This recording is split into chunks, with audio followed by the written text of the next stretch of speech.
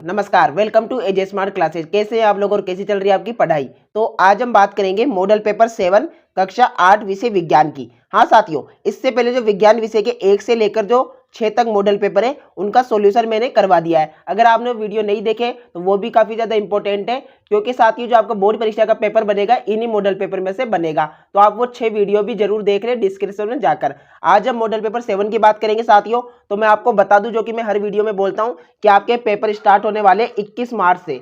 यानी साथियों 8वीं बोर्ड परीक्षा के जो पेपर है 21 मार्च से स्टार्ट हो रहे हैं। यानी अब जब मैं वीडियो बना रहा हूं, आज डेट है साथियों 14 मार्च, यानी कि बहुत कम समय आपके पास बचा है पेपर की तैयारी करने के लिए। ठीक है, तो लगभग आप देखेंगे तो बुक में आपको 16 चैप्टर दिए गए हैं। कितने चैप्टर साथियों? 16 चैप्टर। यानी अगर आप रोजाना का 2 चैप्टर भी पढ़ेंगे तो भी कवर नहीं हो पाएंगे, इतना कम समय आपके पास बचा है। तो इस समय साथियों जो सबसे बेस्ट रहता है वह है मॉडल पेपर, क्योंकि आपके जो पेपर बनेगा साथियों विज्ञान विषय का या फिर अन्य सभी विषयों का, वह मॉडल पेपर से ही बनेगा। यानी सभी क्वेश्चन इन्हीं में से आएंगे। तो ये सबसे बढ़िया है साथियों कि आप मॉडल पेपर की तैयारी करें। आज हम मॉडल पेपर 7 का हल करेंगे। पूरा वीडियो लास्ट तक देखना है, बीच में बिल्कुल भी स्किप नहीं करना है, क्योंकि कोई भी पर्सन साथियों कोई भी क्वेश्चन आपको बोर्ड परीक्षा में सीधा देखने को मिल सकता है पेपर में। तो बेसिक जानकारी की बात करें तो 80 नंबर का आपको पेपर देखने को मिलेगा। 20 आपके 17 अंक होते हैं जो विद्यालय द्वारा भेजे जाते हैं, तो टोटल आपको 100 में से नंबर मिलता है। ठीक है, समय की बात करें साथियों 2 घंटे 30 मिनट का समय आपको पूरा पेपर करने के लिए दिए जाएंगे।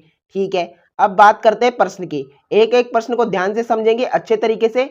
पूरे सभी क्वेश्चन का आंसर बताऊंगा साथियों, बस आपको वीडियो लास्ट तक देखना है, बिल्कुल भी स्किप नहीं करना है। इससे वही होगा कि कोई भी प्रश्न छूट जाएगा और वो परीक्षा में आ जाता है तो हमारा काफी नुकसान होगा, हमारे कम नंबर आएंगे। तो आपको अच्छे नंबर प्राप्त करने हैं तो आपको वीडियो लास्ट तक देखना है। प्रश्न नंबर 1 की बात करें साथियों, किस रेशे का निर्माण बिना किसी प्राकृतिक कच्चे माल का उपयोग किया गया है? तो इसमें साथियों आपका आंसर हो जाएगा नाइलॉन। नाइलॉन एकमात्र एक ऐसा रेशा है साथियों जिसमें कच्चे माल का उपयोग नहीं किया जाता है। ठीक है, प्रश्न नंबर 2 की बात करें, इसका उपयोग रेल इंजनों को चलाने के लिए भाप बनाने में होता है। तो किसका साथियों? तो आपको बताना है कोयला का।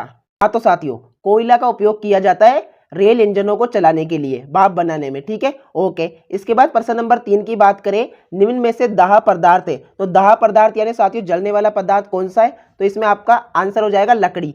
सबको ही पता है साथियों लकड़ी जलती है। ठीक है, प्रश्न नंबर 4, 5 व 6 हमें सत्य असत्य पूछ रहे हैं, तो इनके बारे में भी जान लेते हैं। प्रश्न नंबर 4 बोल रहा है अलैंगिक जनन में भी निषेचन आवश्यक है। तो साथियों अलैंगिक जनन में निषेचन की कोई आवश्यकता नहीं होती, ये आपका गलत है, तो यहाँ पर एफ आ जाएगा यानी कि फॉल्स। ठीक है, इसके बाद 5 बोल रहा है अंडाणु को निषेचित करने वाले शुक्राणु में वाई गुणसूत्र होने पर शिशु लड़का होता है। हाँ तो साथियों बिल्कुल सत्य है, लड़का ही होता है। यहाँ पर टी हो जाएगा आपका यानी ट्रूथ। प्रश्न नंबर 6 की बात करें, कुछ वस्तुओं को अन्य वस्तुओं से रगड़कर आवेशित किया जा सकता है। तो इसमें क्या होगा? इसमें आपका सत्य होगा, बिल्कुल सही बात है, किया जा सकता है। इसके बाद प्रश्न नंबर 7 की बात करें, बंद कमरे में कोयला जलाकर नहीं सोना चाहिए, क्यों? तो इसका आंसर साथियों आप लिखना है, क्योंकि कोयला जलकर कार्बन मोनोऑक्साइड गैस देता है जो जहरीली गैस है, इससे मृत्यु तक हो सकती है, इसलिए बंद कमरे में कोयला जलाकर नहीं सोना चाहिए। ओके, सिंपल सिंपल से बेसिक से आंसर है, कोई बड़े नहीं है, आपको दिमाग पर लोड नहीं लेना है, बहुत ही रिलैक्स होकर पढ़ाई करनी है। प्रश्न नंबर 8 बोल रहा है क्लोनिंग किसे कहते हैं? तो क्लोनिंग किसे कहते हैं साथियों? डेफिनेशन बताता हूं, आप लिखना। किसी समरूप कोशिका अथवा किसी अन्य जीवित भाग अथवा संपूर्ण जीव को कृत्रिम रूप से उत्पन्न करने की प्रक्रिया को क्लोनिंग कहते हैं। ठीक है, ओके। इसके बाद प्रश्न नंबर 9 की बात करें, रजो निर्वती क्या है? तो इससे पहले जो मॉडल पेपर आया था उसमें भी मैंने बताया था रजो निर्वती, तो इसकी आप डेफिनेशन लिख देंगे। इसमें आप लिखेंगे ऋतुस्राव के रुक जाने को रजो निर्वती कहते हैं, यह 45 से 50 वर्ष की आयु में महिलाओं में होता है। ठीक है, ओके। इसके बाद प्रश्न नंबर 10 बोल रहा है भूकंप मापने वाले स्केल का नाम लिखिए। तो साथियों भूकंप मापने वाले स्केल को बोलते हैं रिक्टर बोलते हैं साथियों, क्या बोलते हैं? रिक्टर। ओके, तो ये नाम आप याद रखना कि भूकंप मापने वाले स्केल को बोलते हैं रिक्टर। ठीक है, इसके बाद प्रश्न नंबर 11 की बात करें, क्षुद्र ग्रह क्या है? तो क्षुद्र ग्रह के बारे में आप लिखेंगे मंगल तथा बृहस्पति की कक्षा के मध्य भिन्न भिन्न आकारों में छोटे छोटे चट्टानी तथा धातुओं के पिंडों को क्षुद्र ग्रह कहते हैं। क्या साथियों?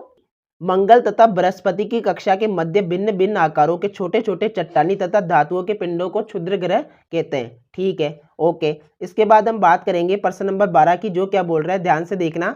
खाद्य विषाक्तन से क्या आशय, इसके क्या दुष्प्रभाव है? तो साथियों इसमें आप बेसिक सा आंसर लिख देंगे कि सूक्ष्म जीवों द्वारा संदूषित भोजन का सेवन करने से खाद्य विषाक्तन हो जाता है। जो फूड पॉइजन होती है साथियों, जिससे पेट खराब हो जाता है कुछ तेल या वसा जैसा भोजन करने से, वही यही है।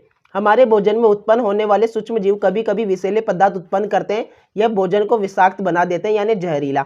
ओके, इसके क्या दुष्प्रभाव है ये भी हमें बताना था, तो इसमें आप आगे लिख देंगे जिसके सेवन करने से व्यक्ति भयंकर रूप से रोगी हो सकता है तथा इस कारण उसकी मृत्यु भी हो सकती है। अतः हमेशा स्वच्छ एवं ताजा भोजन ही उपयोग में लाना चाहिए। ठीक है, अब इसके बाद नेक्स्ट क्वेश्चन की बात करें, प्लास्टिक की 4 विशेषताएं बताइए। तो प्लास्टिक की 4 विशेषताएं आप लिख देंगे। इसमें फर्स्ट लिखेंगे प्लास्टिक आसानी से सांचे में डाले जा सकते हैं, अर्थात इन्हें कोई भी आकार दिया जा सकता है।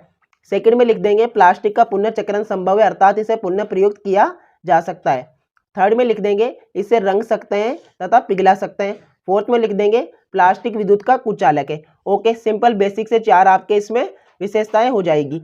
ओके, इसके बाद प्रश्न नंबर 14 में क्या करना है, हमें मिलान करना है। तो यहाँ पर हम मिलान करेंगे समूह 1 को समूह 2 से। तो सुचालक, तो सुचालक क्या होता है साथियों, तांबा होता है विद्युत का, इसे डी से मैच आप कर देंगे। ओके ठीक है। हीन चालक की बात करें, हीन चालक साथियों आपका वायु होता है। ठीक है, और क्षारक का विलयन, क्षारक के विलयन को आप ए से मैच कर देंगे विद्युत चालन द्रव से। और विद्युत लेपन की बात करें, इसे आप मैच कर देंगे टिन से। तो इस प्रकार आपका सिंपल सा ये मिलान हो जाएगा।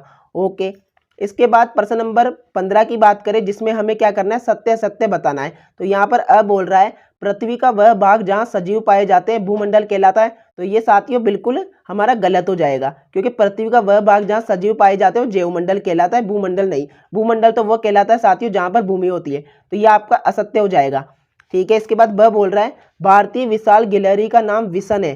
तो क्या सत्य है साथियों, बिल्कुल सत्य है, सही पर टिक लगा देना है। इसके बाद स की बात करें, सतपुड़ा राष्ट्रीय उद्यान भारत का प्रथम आरक्षित वन है। तो ये भी साथियों आपका सत्य है, बिल्कुल सही पर टिक लगा देना। फिर द की बात करें, 1 टन कागज प्राप्त करने के लिए लगभग 200 वृक्षों को काटते हैं। तो ये साथियों गलत हो जाएगा आपका। ठीक है, 200 वृक्षों को नहीं काटते, तो असत्य पे आप टिक लगा देंगे। इसके बाद प्रश्न नंबर 16 की बात करें, पादप कोशिका एवं जंतु कोशिका में निम्नलिखित बिंदुओं के आधार पर तुलना कीजिए।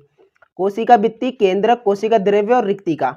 ठीक है, यहाँ पर साथियों मैं आपको यहाँ पर टेबल बता देता हूँ। पहले लिख देते हैं कोशिका के भाग, कोशिका भित्ति, केंद्रक, कोशिका द्रव्य और रिक्तिकाएं।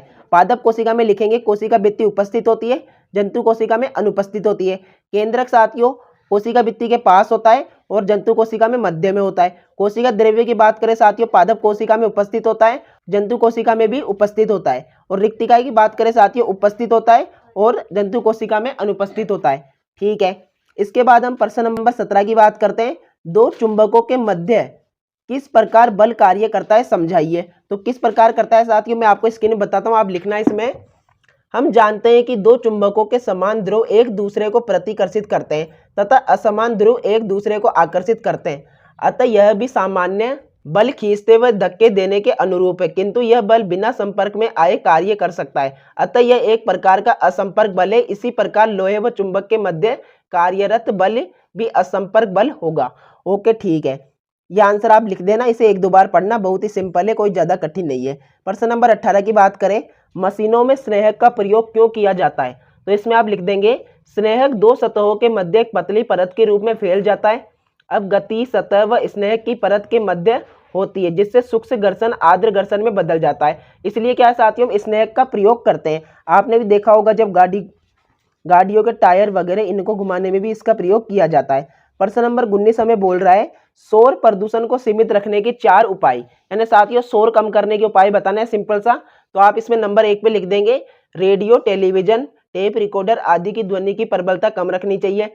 सेकंड में लिखेंगे सड़कों तथा घरों के आसपास पेड़ लगाने चाहिए। तो थर्ड लिखेंगे साथियों घरेलू उपकरणों में स्वसामक युक्तियां लगाई जानी चाहिए और स्वचालित वाहनों के हॉर्न का उपयोग कम से कम करना चाहिए। ठीक है, सिंपल से लिख देंगे। प्रश्न नंबर 20 की बात करें कि प्रकृति में पाए जाने वाले प्राकृतिक संसाधनों को कितने वर्गों में बांटा गया है, प्रत्येक को समझाइए। तो इसमें आप लिख देंगे सिंपल सा कि प्रकृति में पाए जाने वाले प्राकृतिक संसाधनों को 2 वर्गों में बांटा गया है। अक्षय प्राकृतिक संसाधन जो होते हैं, लिखेंगे ये संसाधन प्रकृति में असीमित मात्रा में उपस्थित है और मानवीय क्रियाकलापों से समाप्त होने वाले नहीं है, जैसे सूर्य का प्रकाश, वायु।